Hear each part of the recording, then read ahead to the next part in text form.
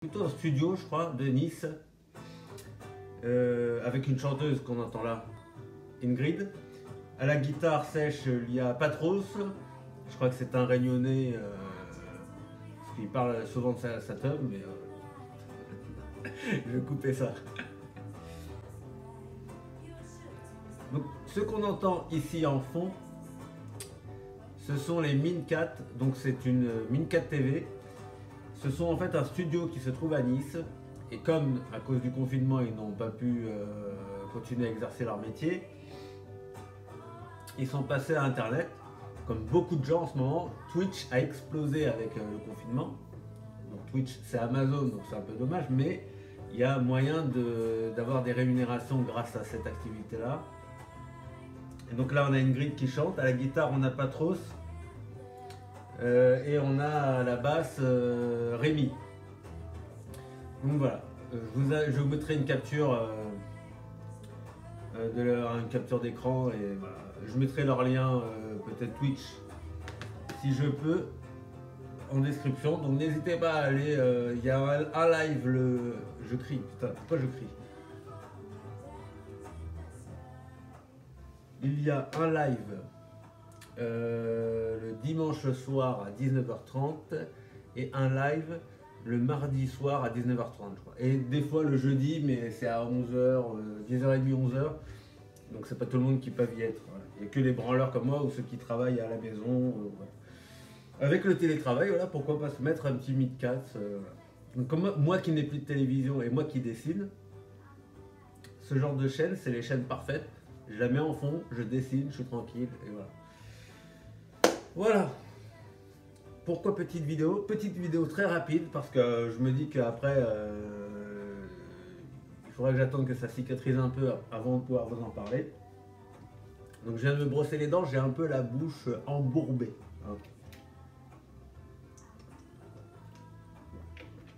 J'ai énormément de mal à réfléchir. C'est un truc de malade. D'ailleurs, j'ai téléchargé,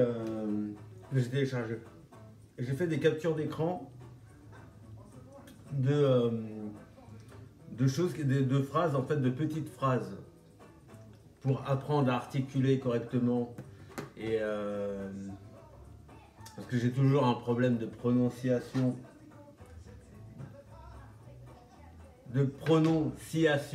avec les S.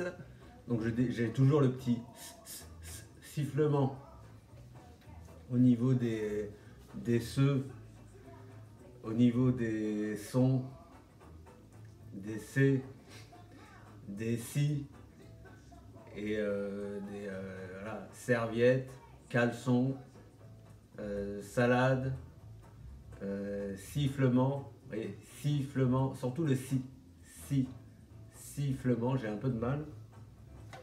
Et donc j'ai téléchargé des phrases qui s'appellent les virelangues, parce que je m'étais entraîné comme ça en rentrant de chez le kiné à dire un chasseur sachant chasser sans son chien est un bon chasseur. Alors que la phrase exacte, je crois, c'est un chasseur sachant chasser sans son chien doit savoir chasser avec son chien. Je crois que c'est ça la phrase que j'ai trouvée là, mais je ne sais pas si c'est la vraie phrase. Et ce genre de phrase, c'est compliqué à dire. Et vous avez pas mal dans le même style, par exemple. Natacha n'attacha pas son chat Pacha qui s'échappa. Cela fâcha chassa qui... cela fâcha Sacha qui chassa Natacha. Donc je vous la refais. Natacha n'attacha pas son chat Pacha qui s'échappa. Point. Cela fâcha Sacha qui chassa Natacha. Et en fait, là j'ai l'élastique, donc j'ai un peu de mal en plus à articuler, mais vous avez des trucs comme suis-je chez ce cher Serge? 5 chiens chassent 6 chats. 5 chiens chassent 6 chats. Serge cherche à changer son siège. Voilà, vous avez compris. Ouais, vous avez la fameuse phrase aussi, attendez, je vais vous la dire. Coco le concasseur de cacao, courtisé Kiki la cocotte. Kiki la cocotte convoitait un caraco kaki à col de caracu.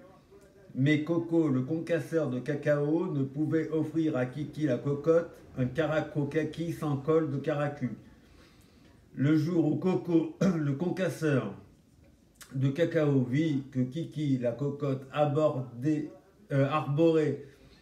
tu vois, j'ai du mal. Arborait un caraco kaki à col de caracu, il comprit qu'il était cocu. Voilà, bon, vous avez compris. Donc je fais ce genre d'exercice tous les jours en espérant qu'un jour j'arrive à prononcer correctement les che, les se, les ti, les fi. C'est compliqué. Voilà. C'est chiant. Bon, il n'y a pas le choix.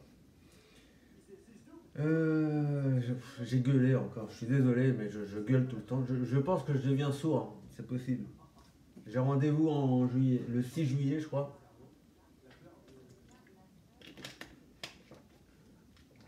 Le 6 juillet, j'ai rendez-vous chez l'ophtalmo, l'ortho, l'ornithorynque, là. Je sais plus comment on dit l'autre. Non, l'ophtalmo, c'est pour les yeux. Vous savez, quand je vous dis que j'arrive plus à réfléchir. L'ortho. Ah, l'ORL. Ortho-rhino-laryngologiste. Ah.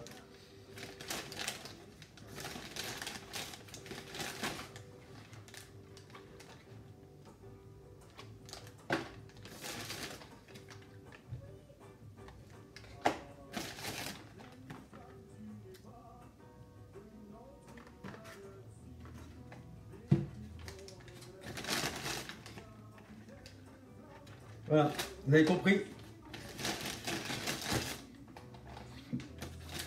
Il y a 3 jours, à peu près 3-4 jours, il y a mon interne des services orthodontie qui m'appelle à 9h30. Bonjour monsieur Bip. Non, bonjour monsieur Karim. Voilà. Comment allez-vous? Ça va? Alors j'ai une bonne nouvelle, on a pu avoir un bloc pour les implants la semaine prochaine. Ah, bonne nouvelle. Et par contre, il faut venir faire le panoramique aujourd'hui, cet après-midi. Bon, j'y suis allé, donc j'ai fait le panoramique. Ils m'ont refait un nouveau devis avec l'ordonnance, le consentement éclairé, etc. Et j'ai donc les implants mardi.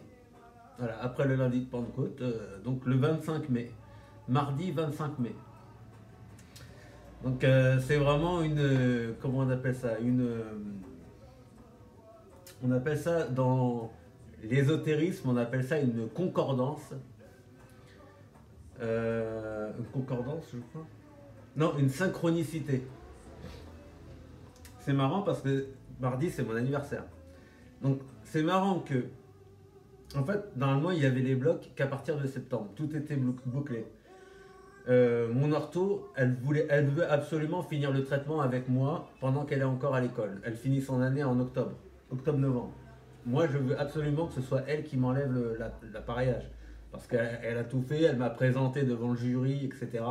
pour valider son année, etc. Donc, on a sympathisé, quoi. Je veux dire, en plus, j'ai eu énormément de rendez-vous. Elle m'a dit, vous êtes un des patients avec qui j'ai eu le plus de rendez-vous depuis, depuis toujours, en fait. Elle a dit, j'ai jamais eu quelqu'un avec autant de rendez-vous si proches. Parce que vu qu'il y avait pas mal de choses à faire, qu'il y a eu les chirurgies qui se sont bien emboîtées et tout, ça a complètement compressé le champ d'action, quoi.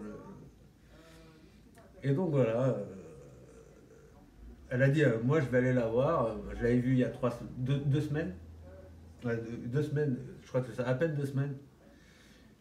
Et elle m'a dit, ouais, je vais aller voir donc l'étudiante qui va s'occuper de vous pour que dans son planning elle trouve un truc, quoi. Et bingo, il y a eu une annulation pile poil. Je crois que ça s'est fait à 1 ou 2 jours, quoi. C'est-à-dire que le jour même où elle appelait, bah, j'ai eu quelqu'un qui a appelé, qui s'est désisté mardi 25 mai à 13h. Donc voilà, je vais avoir les deux implants d'un coup. Donc les tiges en métal. Et après, dans 3 mois, donc en septembre, ils mettent les couronnes, quoi. Voilà. Au revoir. Au revoir, merci. Non mais voilà, c'est tout ce que j'ai à dire. Donc je suis très content parce que là, c'est la fin, quoi. Je veux dire, là, on est sur les derniers réglages. Et elle m'a dit, normalement, quand je te mets des couronnes, il n'y aura plus l'appareil. Normalement, en septembre, c'est fini, quoi. Et même Clarisse, mon ortho, m'a dit, normalement, c'est bon, septembre, on t'enlève le tout, quoi. Vraiment, max octobre, elle a dit, mais même octobre, ça me semble très loin. Elle m'a dit, ça me semble large, quoi. Voilà. Donc voilà, this is the end, les amis. Donc là, mardi, bah, je vous tiendrai au courant de comment ça s'est passé. Mais de toute façon, ça se passe sous anesthésie locale. T'as la bouche ouverte et tu restes comme ça pendant 1h30, quoi. Moi, c'est juste ça qui me fait chier, c'est qu'on est réveillé, quoi. Parce que du coup, tu vis le truc, quoi. Toi, t'es obligé de rester là, la bouche ouverte et tout. Même si au bout d'un moment, t'es en mode automatique, que t'es relax, que bah, t'as la bouche ouverte comme ça sans t'en rendre compte. Mais c'est vrai que c'est chiant, quoi, de pas bouger et tout. C'est chiant. Je l'avais fait pour la régénération parodontale. Et c'était long, quoi. Ça avait duré bien 1h20. Et après, elle m'avait fait un putain de détartrage hyper long encore après, avec des bandes pour nettoyer entre les dents. C'était un bordel. Voilà. Bon. Et elle sera là, mon ortho, pour prendre des photos encore. Donc normalement, bientôt, on aura même les photos de la chirurgie.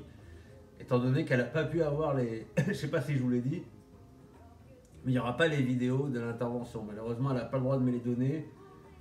Parce qu'il y a un genre de secret médical et c'est surtout qu'il y a un droit à l'image, quoi. En fait, ils ne veulent pas apparaître, ils veulent pas que les vidéos soient utilisées pour X ou Y raison, et ils n'ont pas tort parce que j'ai regardé les statistiques de l'audience de la chaîne et je voulais voir d'où venait le flux, en fait. Donc il y a du flux qui vient de YouTube, il y en a qui viennent de recherche de Google. Et il y a un truc plus bizarre, c'est que ça vient de meilleurclinique.fr. C'est un site en fait qui a un genre d'annuaire de cliniques d'esthétique en dehors de France, Bulgarie, Turquie, etc. Et je sais pas comment mon lien, 50% du trafic qui amène à mes vidéos vient de là-bas. J'ai cherché sur leur site, il n'y a pas ma vidéo. Donc peut-être qu'il y a quelqu'un qui a mis mon lien dans les commentaires. C'est ce que je pense. Et je pense que du coup, quand ils cliquent sur le commentaire que la personne a mis, ils sont renvoyés sur mes vidéos, ce qui ne me dérange pas. Mais ce qui serait dérangeant, c'est de faire passer mon intervention comme étant une intervention de Bulgarie, par exemple. Même si les gens, en venant sur ma vidéo, en regardant un peu les vidéos, ils verraient que c'est à Lyon que je me suis fait opérer. Mais bon, c'est pas grave. Passons. Je vous retiens pas plus, comme ça fait une vidéo qui va vite. Je vous tiens au courant pour la suite des opérations. Et voilà, j'ai que ça qu'à dire. Ok. Donc, avec le kiné, voilà. Bon, le kiné, il trouve qu'il y avait un peu de moins bien. Mais c'est vrai que là, pendant 3 semaines, là, j'étais un peu déprimé et tout. Parce que je me suis fait une petite luxation à l'épaule. Parce qu'elle est hyper laxe. Et mon kiné m'a dit, t'as une luxation. Là, ça va mieux maintenant. Donc je vais pouvoir reprendre un peu le sport. Mais du coup, je ne pouvais plus forcer du tout sur le bras. Et du coup, tout le sport que j'avais repris, ça retombe encore, quoi. C'est-à-dire que c'est comme ça à chaque fois, c'est comme ça, c'est chiant. Et puis j'ai tendance à déprimer. Je suis un peu... mais je pense vraiment que je suis un peu bipolaire. C'est-à-dire que j'ai des phases où je suis extrêmement motivé. Et après, pendant genre 2 semaines après, pendant 1 semaine, voire 2 semaines, je suis au fond du trou, quoi. Mais quand je vous dis au fond du trou, c'est que c'est pas genre j'ai la flemme de faire les choses, c'est que je ne peux pas les faire. En fait, je regarde presque dans le vent. En fait. Je n'arrive plus à faire fonctionner le cerveau. Comme si j'avais plus accès à toutes les données de mon cerveau. C'est un truc de fou, quoi. Bon, bref. Bon, il y a le confinement et tout qui doit jouer, effectivement. Allez, passons. Je vous dis bye bye. Allez. Bye bye et à la prochaine. Ciao. Monsieur, que souhaitez-vous me dire? Moi, c'est fini pour moi. D'accord. Je prends mon micro, je l'ai amené un autre pas ailleurs.